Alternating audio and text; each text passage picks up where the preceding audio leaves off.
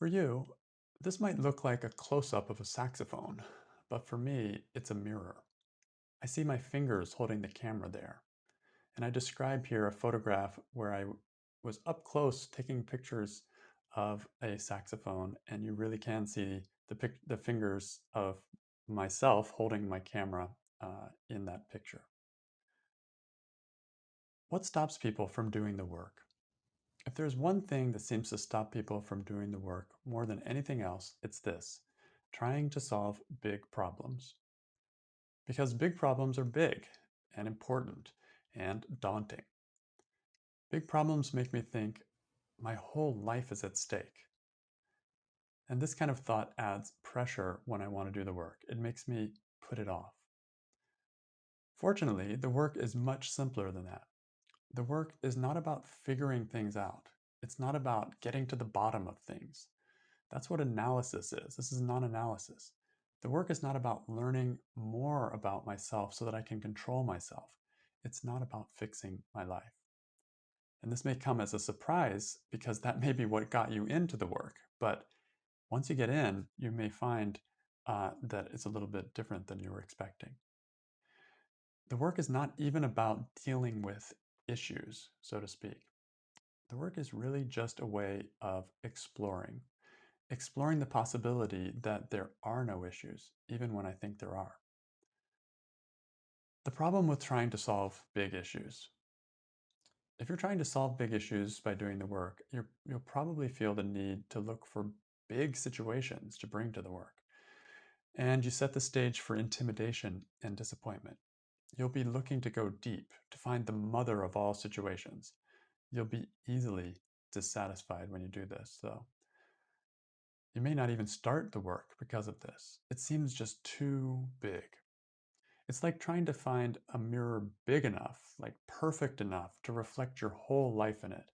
And that might be impossible. It's like certainly very difficult. That's the problem with problem solving. But when I just do the work on what came up today, it's easy. That's how I like to do the work. I let life show me what to work on next. I don't have a plan. I don't have a strategy. I just wait for the next tripwire that I happen to stumble over, and then I do my work on that. It's that easy. I don't need a mirror the size of a city to see my life. I can see it perfectly well reflected in the tiny and big events of daily living. My partner and I laughed about it last night. There was a mosquito in the house that was zooming around, and my partner said that the mosquito was not sure what it wanted to do.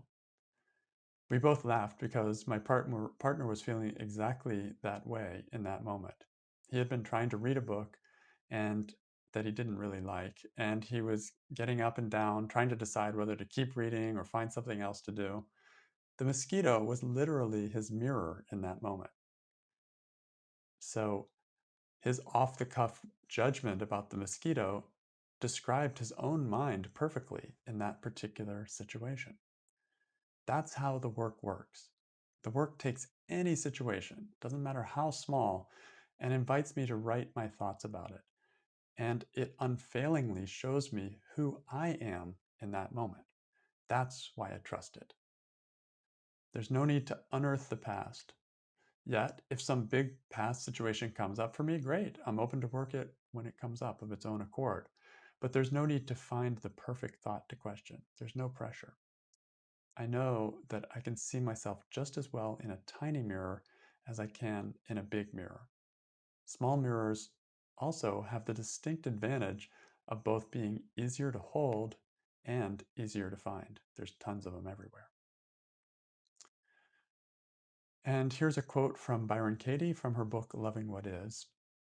If you don't know what to write about, wait. Life will give you a topic. Maybe a friend didn't call you back when she said she would, and you're disappointed. Maybe when you were 5 years old, your mother punished you for something you didn't do. Maybe you're upset or frightened when you read the newspaper or think about the suffering in the world.